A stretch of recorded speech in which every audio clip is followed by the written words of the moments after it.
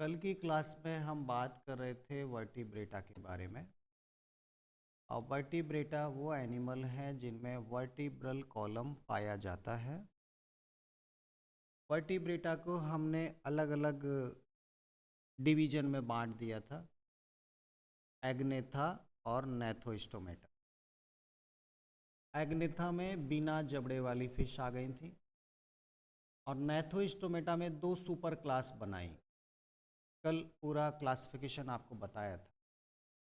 दो super class थी। पहली आपकी हो गई पिसीज। पिसीज में दो क्लास थी, एक कार्टिलेज वाली फिश और एक बोन्स वाली फिश, कॉन्ड्रिक्थीज और ऑस्ट्रिक्थीज। आज हम जो सुपर क्लास पढ़ रहे हैं उसका नाम है टेट्रापोडा।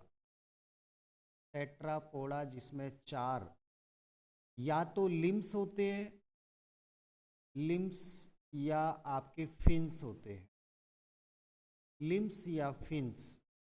ठीक है। टेट्रा मतलब चार, चार का मतलब दो पेयर, दो आगे वाले दो पीछे वाले। आगे वालों को बोलते हैं फोर लिम्स, पीछे वालों को बोलते हैं हाइंड लिम्स।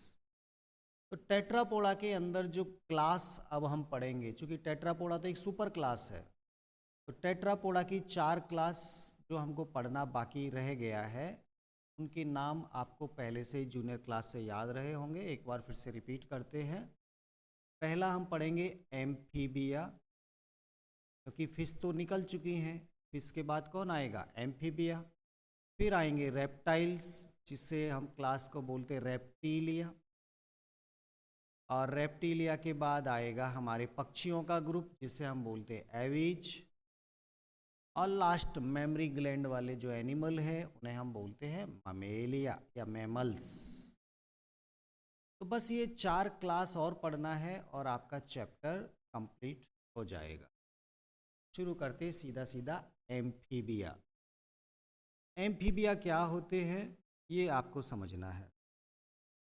चलिए, एम्फीबिया की खासियत, सबसे पहले इसका नाम एम्फीबिया क्यों दिया गया? एम्फीबिया का मतलब ऐसे एनिमल जो वाटर और लैंड दोनों के ऊपर जो सरवाइव कर सके, उनको हम एम्फीबिया बोलते हैं। ठीक है। डुअल, एम्फी, एम्फी का मतलब डुअल होता है, और बिया कहीं ना कहीं बायो से बना है। बायो मतलब लाइफ। जिनका डुअल लाइफ होता है, पानी के अंदर भी लाइफ चलता है और ज़मीन के ऊपर भी लाइफ चलता है, उनको हम एम्फीबिया बोलते हैं।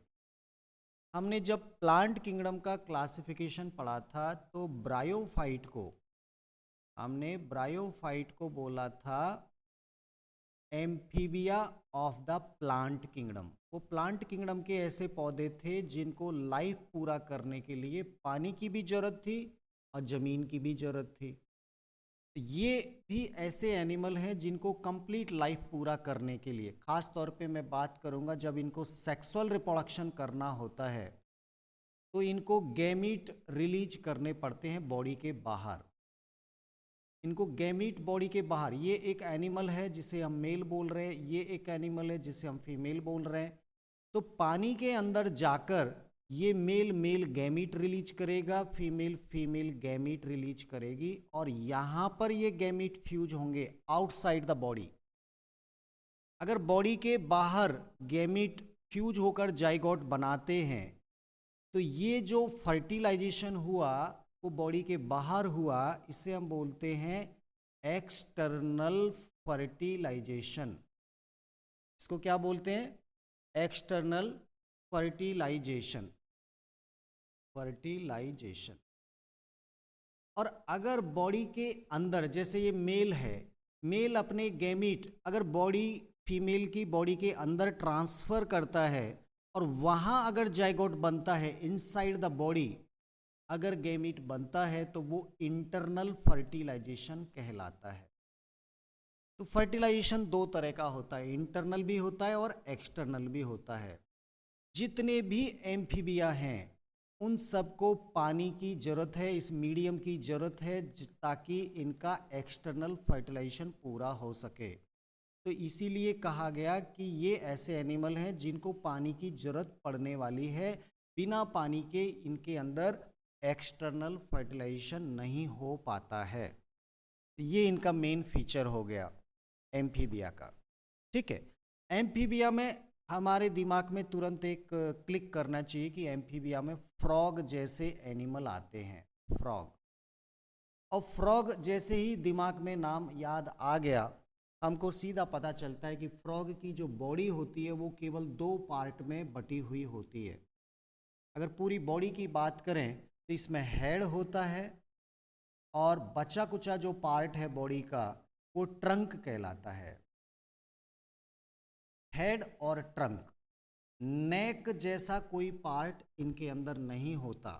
हालांकि कुछ एम्फीबिया में पोस्ट एनल पार्ट टेल भी पाई जाती है, कुछ में ये पाई जाएगी, कुछ में ये केवल एम्ब्रियोनिक स्टेज में होती थी, बाद में डिसअपियर हो जाती है। जैसे मेंढक में जब लार्वा होता है, जाइगोट बना पानी में जाइगोट से फिर लार्वा बनता है जिसे हम टेडपोल लार्वा बोलते हैं। तो उस लार्वा में पूंछ होती है, बाद में वो पूंछ धीरे धीरे डिसअपियर हो जाती है और जब वो मेंढक बन जाता है, फ्रॉग बन जाता है, तो फ्रॉग में फिर वो टेल नहीं दिखाई देती। लेकिन सैलामेंडर जैसे एम्फीबिया में एक और एग्जाम्पल है सैलामेंडर, उसमें तो थ्रू आउट लाइफ ये पूंछ जैसा पार्ट पाया जाएगा, मतलब टेल जैसा पार्ट भी इनके अंदर हो सकता है, पाया जाता है। कभी न कभी तो हर एक वर्टिब्रेटा में बनेगा, हर एक कॉर्डेटा में बनेगा। एम्ब्रियोनिक स्टेज में तो सब में बनता है, ह्यूमन बींग्स में भी बनता है, लेकिन हमारा एम्ब्रियोनिक स्टेज में ही डिसअपियर हो जाता है। इनमें फ्रॉग में, सैलामेंडर में तो लाइफ टाइम रहेगा, और फ्रॉग जैसे एनिमल की केवल लार्वा में टेल होती है, बाद में वो भी डिसअपियर हो जाती है। ये हुई बॉडी की कहानी। ठीक है, अब इनकी अगर और नेक्स्ट फीचर की बात करते तो हम जो ये टेट्रापोडा की बात कर रहे हैं, हमको खास तौर पे एक तो स्किन वाली बात पे ध्यान देना है, स्किन कैसी है, ये बहुत इंपॉर्टेंट है। दूसरा हम बात करेंगे इस टेट्रापोडा में वो रहेगा हार्ट में चैम्बर कितने हैं, हार्ट चैम्बर की भी हमको बात करना पड़ेगा। ठीक है, स्किन, हार्ट चैम्बर, ये 2 पॉइंट हमको जरूर डिस्कशन करते चलना है, क्योंकि ये अलग अलग होंगे हर एक ग्रुप में। तो फ्रॉग की शुरुआत हो रही है, फिश जो थी, जितनी भी पिसीज थी, उनके अंदर 2 चैम्बर हार्ट हुआ करता था, एक एट्रियम था, एक वेंट्रिकल था। लेकिन एम्फीबिया जो फ्रॉग का ग्रुप है, एम्फीबिया से 3 चैम्बर हार्ट शुरू हो जाता है। हार्ट में 3 चैम्बर होते, 2 एट्रियम होते हैं और एक वेंट्रिकल होता है। मतलब इनके अंदर ऑक्सीजनेटेड ब्लड और डीऑक्सीजनेटेड ब्लड वो आपस में मिक्स हो जाते हैं वेंट्रिकल में जाने के बाद, सेपरेट नहीं होते, अलग अलग नहीं होते। तो 3 चैम्बर हार्ट इनके पास होता है। इनकी बॉडी की अगर बात करें, जैसे फ्रॉग है, मान लीजिए फ्रॉग है, तो फ्रॉग के यहाँ पे जो इसका कान होता है वो बाहर से दिखता नहीं है, केवल एक छोटी सी मेम्ब्रेन जैसा होता है। कान का पर्दा डायरेक्ट आपको दिखाई देगा पीले पीले रंग का, डायरेक्ट जो पर्दा होता है वही होता है, वही वाइब्रेशन को रिसीव करता है, साउंड के वाइब्रेशन को, और उस कान के पर्दे को हम बोलते हैं टिम्पेनम। कान के पर्दे को क्या बोलते हैं? टिम्पेनम। ये हमारे अंदर भी है, लेकिन हमारे अंदर टिम्पेनम के बाहर कुछ और एडिशनल स्ट्रक्चर पाई जाती है, फ्रॉग में ये नहीं होती, आगे रेप्टाइल्स में भी नहीं होती। तो केवल टिम्पेनम के रूप में इसका कान, ईयर दिखाई देता है। इसकी आँखों के ऊपर एक स्पेशल मेम्ब्रेन और पाई जाती है, तभी ये पानी में आराम से डुबकी मार लेता है।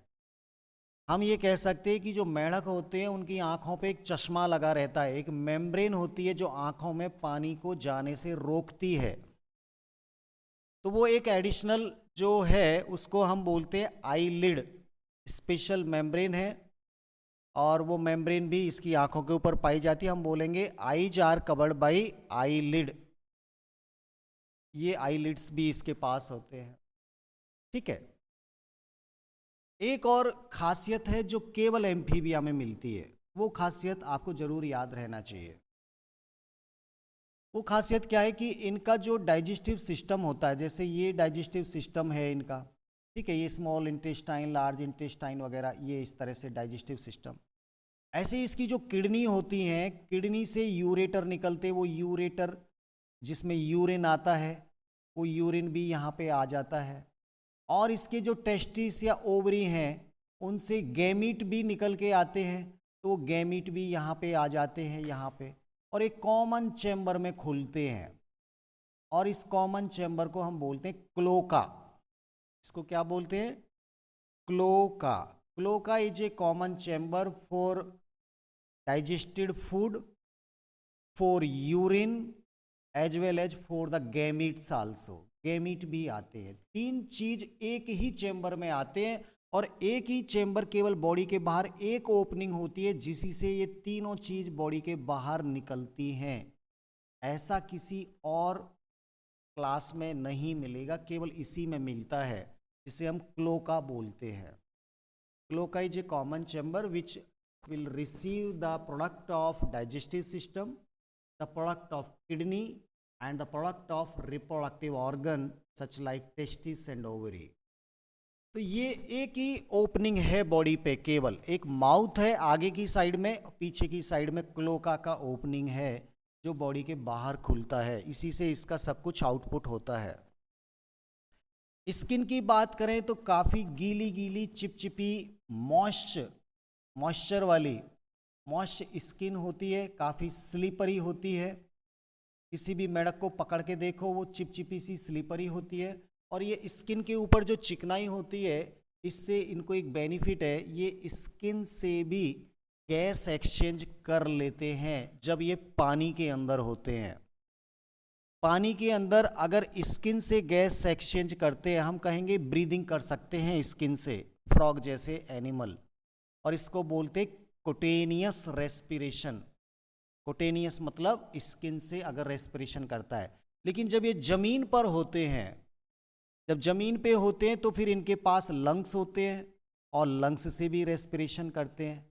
तो अगर गलती से आप मेढक को बेहोश करना चाह रहे और उसकी गर्दन पकड़ के आपने पानी में डुबो दी, तो क्या मेढक बेहोश हो जाएगा? वो नहीं होगा। उसकी स्किन से पानी की डिजॉल्व ऑक्सीजन यूज होना शुरू हो जाएगी और पानी में मेढक बेहोश नहीं होगा। हाँ, जमीन पर उसके लंग्स काम करते हैं, पानी में उसकी स्किन काम करती है। इवन कुछ ऐसे भी एनिमल देखे गए जिनके अंदर गिल्स भी होते हैं। पानी में रहने वाले कुछ एम्फीबिया, उनमें गिल्स भी होते हैं जिनसे वो अपनी गैस एक्सचेंज करते हैं। तो रेस्पिरेशन अलग अलग टाइप से देखने को मिलता है। ये क्या करते हैं? ओविपेरस है, अंडे देते हैं, पानी में देते हैं, बॉडी के बाहर देते हैं। इसका मतलब इनमें एक्सटर्नल फर्टिलाइजेशन पाया जाता है। और जो जाइगोट बनता है वो पानी में बनता है, और उससे इनडायरेक्ट डेवलपमेंट होता है। मतलब आपका जो जाइगोट बना, वो जाइगोट पहले एक इंटरमीडिएटरी स्टेज बनाता है जिसे हम लार्वा बोलते हैं, और बाद में ये लार्वा ही अडल्ट में कन्वर्ट होता है। अगर लार्वा कोई एनिमल बनाता है बीच में, तो उसको हम इनडायरेक्ट डेवलपमेंट बोलते हैं। Indirect development. अगर लार्वा नहीं है, जाइगोट से सीधा अडल्ट बनेगा बाद में, तो उसको हम डायरेक्ट डेवलपमेंट बोलते हैं। लेकिन एम्फीबिया कैसा होता है? इनडायरेक्ट डेवलपमेंट वाला होता है। तो चैम्बर हो गया 3 चैम्बर। क्लोका इनके पास होता है, स्किन से भी ये अपना ब्रीदिंग कर सकते हैं। स्किन जो होती है वो स्लीपरी या मॉइस्चर वाली होती है। अब केवल हमको इसके एग्जाम्पल याद करना है।